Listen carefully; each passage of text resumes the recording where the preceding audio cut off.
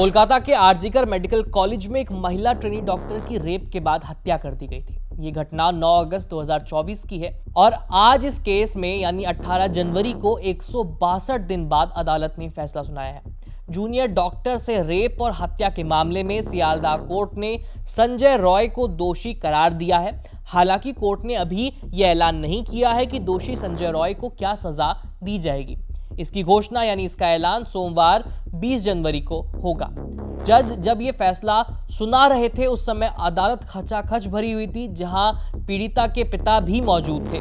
Court का फैसला आते ही वो फक कर रोने लगे।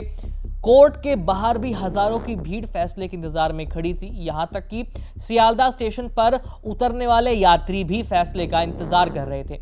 कोर्ट के बाहर इंसाफ की न्याय की मांग करते हुए लोगों ने नारेबाजी भी की। प्रदर्शनकारियों ने संजय रॉय को फांसी देने की मांग की। तो चलिए हम आपको पहले इस फैसले से जुड़ी 3 बड़ी और अहम बातें बता देते हैं। सबसे पहली बात यह कि फॉरेंसिक रिपोर्ट के आधार पर ही यह फैसला सुनाया गया है। अदालत ने फॉरेंसिक रिपोर्ट को सजा का आधार बनाया, जो बताती है कि संजय रॉय इस मामले में शामिल था। रिपोर्ट में यह साबित हुआ है कि घटनास्थल और मृतका डॉक्टर की बॉडी पर संजय रॉय का डीएनए मिला था। रॉय को भारत न्याय संहिता अधिनियम की धारा 64, 66 और 103 के भाग 1 के तहत दोषी पाया गया है। दूसरी महत्वपूर्ण बात यह है कि उसको फांसी की सजा हो सकती है। मामले की सुनवाई कर रहे जस्टिस अनिर्बान दास ने कहा है कि इस मामले में अधिकतम सजा फांसी दी जा सकती है और कम से कम उम्र कैद की सजा हो सकती है। और तीसरी अहम बात कि दोषी संजय रॉय को बोलने का मौका दिया जाएगा। दरअसल जब दोषी संजय ने कहा कि उसे इस केस में फंसाया जा रहा है, तो जस्टिस अनिर्बान दास ने कहा कि सजा सुनाए जाने से पहले उसे बोलने का, अपना पक्ष रखने का मौका दिया जाएगा।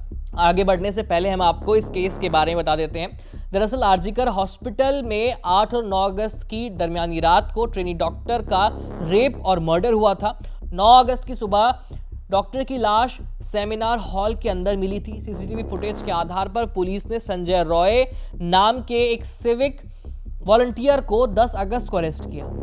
सीसीटीवी फुटेज के अलावा पुलिस को सेमिनार हॉल से एक टूटा हुआ ब्लूटूथ ईयरफोन मिला था।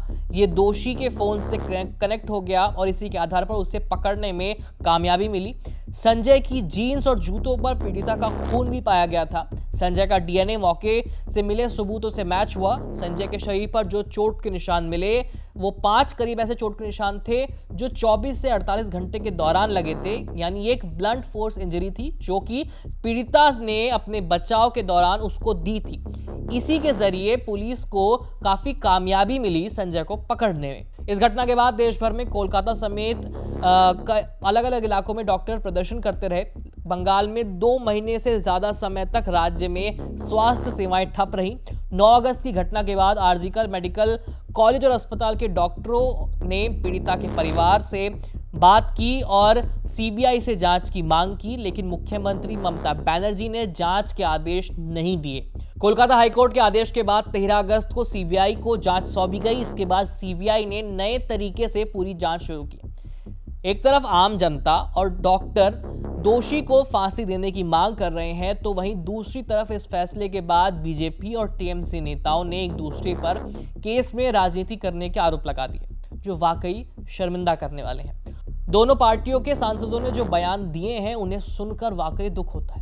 बीजेपी सांसद सुकांता मजूमदार ने संजय रॉय को कड़ी सजा देने की मांग की और कहा कि हर जांच सबूत पर निर्भर करती है। शुरुआती 5 दिन ये केस कोलकाता पुलिस के पास रहा। इस दौरान क्या हुआ किसी को नहीं पता।